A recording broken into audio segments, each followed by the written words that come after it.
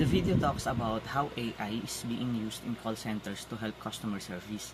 AI can understand what customers are saying, help agents respond faster, and even solve problems on its own without a human need. And it makes the work easier and faster for both customers and agents. The situation is all about AI in call centers automates simple tasks, reduces workload, and improves customer service.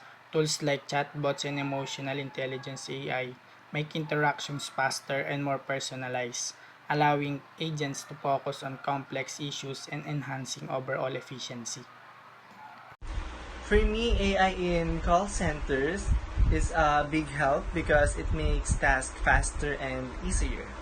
It can answer basic questions, guide customers, and support agents during calls. The use of AI in call center mainly contribute in streamlining tasks and operations. It also increased the response time and service duration of call centers, allowing them to cater many customer inquiries. AI is also beneficial because it aid agents in reducing the need to answer frequently asked inquiries and also in providing auto-generated responses.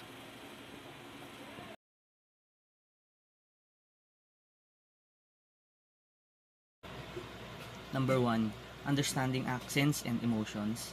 AI might struggle to understand different ways people speak or how they feel.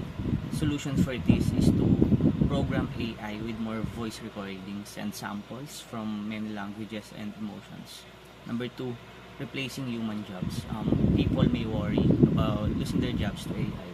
And a solution for this is to use AI to help humans, not to replace them. And train agents for higher level tasks that agent or AI cannot do. And number 3, wrong answers or misunderstandings.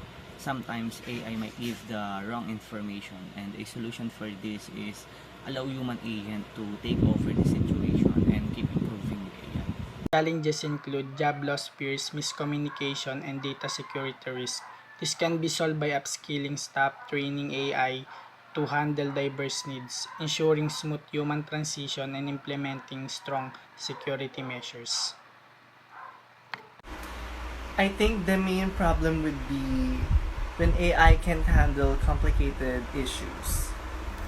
In those cases, it's better if live agents take over while AI focuses on simple tasks.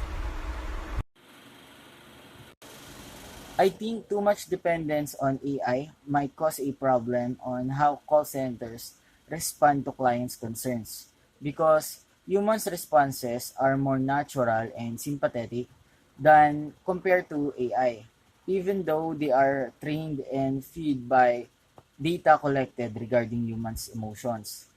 Also, AI might affect employment rate and reduce job opportunities.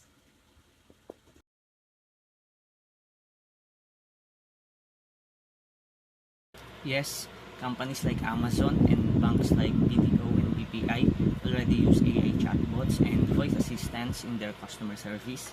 These systems help answer simple questions or direct customers to the right person and department. Yes, companies like Zendesk, Amazon, and Airbnb use AI for customer support, offering chatbots, virtual assistants, and automated systems to handle inquiries, improve efficiency, and enhance customer experiences.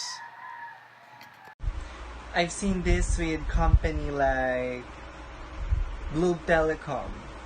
They use AI chatbots to handle common customer questions quickly.